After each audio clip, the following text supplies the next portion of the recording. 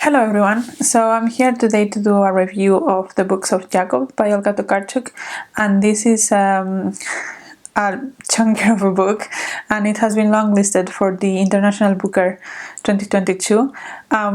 By the time of filming, the shortlist is not out yet, but I think the time you will see this video, it will be out and you will know if it's shortlisted or not. I am hoping that it's shortlisted, but we will get into that. So yeah, what is this book about? This book is mostly following a group of people in Eastern Europe. So it goes from Poland, Ukraine, Greece, Turkey, all that area, in the 18th century, so 1700s. And it mostly follows Jacob Frank, who was a real historical figure, and his followers. So Jacob Frank came up with this kind of religion in which they were considered Jews, but they were adopting a lot of the Christian traditions and faiths. They were getting baptized. They were following several of their traditions in terms of food and rituals. So it was a mixture between Judaism and Christianity, and Jews didn't like that. So the main Jew community were treating these people as outcasts. And the movement itself, it was called Frankism, which to me personally is quite interesting, because in Spain we have Frankism, which is something completely different. It's the time of Franco, who was a dictator, a fascist dictator. So it was a little bit of a step for me to associate Frankism with this religious movement, but that's beside the point. But yeah, so the book follows Jacob and his followers mostly. We don't really see the things from the point of view of Jacob, we see it from the point of view of several of his followers. In particular, there's one called Nachman that kind of writes diary entries about what's happening and his feelings about the religion and all of that.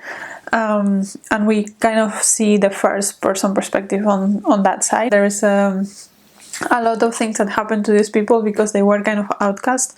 At some point, Jacob Frank is in jail, and then a lot of followers stop following his ideas, but then he comes back and they repent and lots of things like that. There is also a moment in which they all decide that they're going to change their names, and that becomes a bit confusing in the sense that everyone has a new name now. But actually the author does a really good job on guiding you through that. So every time the new name is mentioned, she would say formerly known as, and the old name. So I didn't find it particularly difficult to follow. It's divided in several books. I found the second book a little bit of a mesh of things that didn't connect to each other until later on. But overall, I think most of the story is very coherent in a way that is relatively easy to follow, even though it's very complex and it's very long and there's a lot of characters and they change names and all of that. I think it was relatively easy to follow. And the other thing that I really like as well is that even though it's set in the 18th century, it did feel sometimes like really modern. I remember there was this particular point in which one of the characters goes to a cafe to have a cappuccino. It was probably not a cappuccino, but like something that it was recognizable today.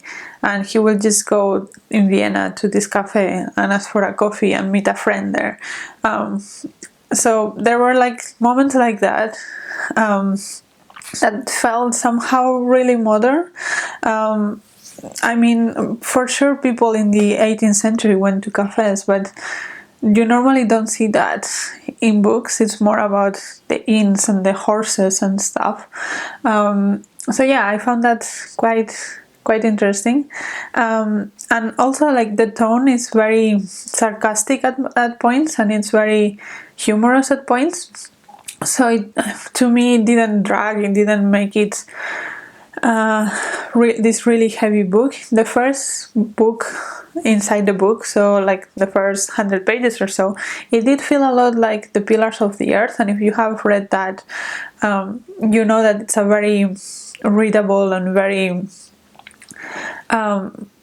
engaging book. So the first 100 pages or so, it did feel a lot like that, and then it becomes a little bit more deep and comprehensive.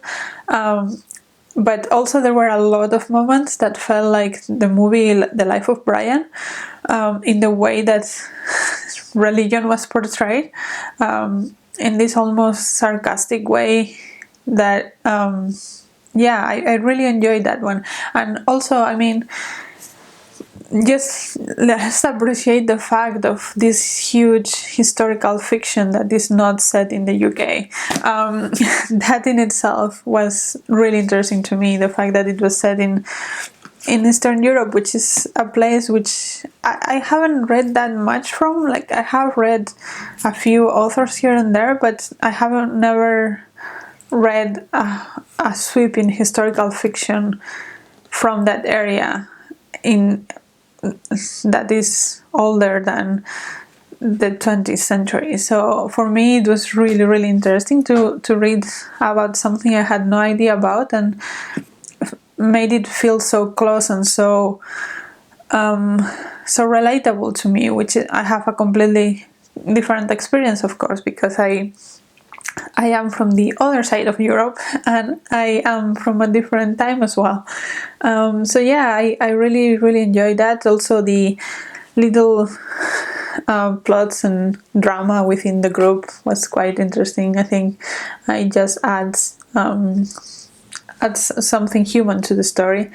And yeah, I think I learned a lot from that time and that place. I think I really enjoyed the sarcastic tone of it, because at first, if you would have told me this book is about religion, I probably will not be very interested. I'm not a particularly religious person. I'm an atheist. I have grown up as an atheist, so for me, reading about religion is not something I look for. And having this book being about religion, but in such a way that makes it appealing to me, I was very impressed. I'm not going to sit here and say that this is an easy read and you're just going to fly through it and everyone is going to enjoy it. I don't think that's the kind of book. It's quite deep and at points, and it's very, very complex, so it's not a easy beach read. But I think for what it is very readable and very engaging. And even though sometimes I was struggling through the things, at some point I just let myself go, and the things that I didn't know what they referred to, I didn't know, and I continued with the story and I enjoyed it. So I'm not pretending that I got all of the things that this book was offering. I don't think that that's the case. I think that you would have to know a lot from the region to catch everything that was being explained, and if you're a person that needs to understand everything, maybe this is not the book for you. But for me, I am very happy to just let things pass me if I don't get them, and continue with the parts that I get and enjoy. If you are like that, then I think you can enjoy this book a lot. So yeah, those are my thoughts on the books of Jacob. Let me know if you have read it and what you thought about it, if you have enjoyed it, if you're interested in it. And yeah, until next video, bye!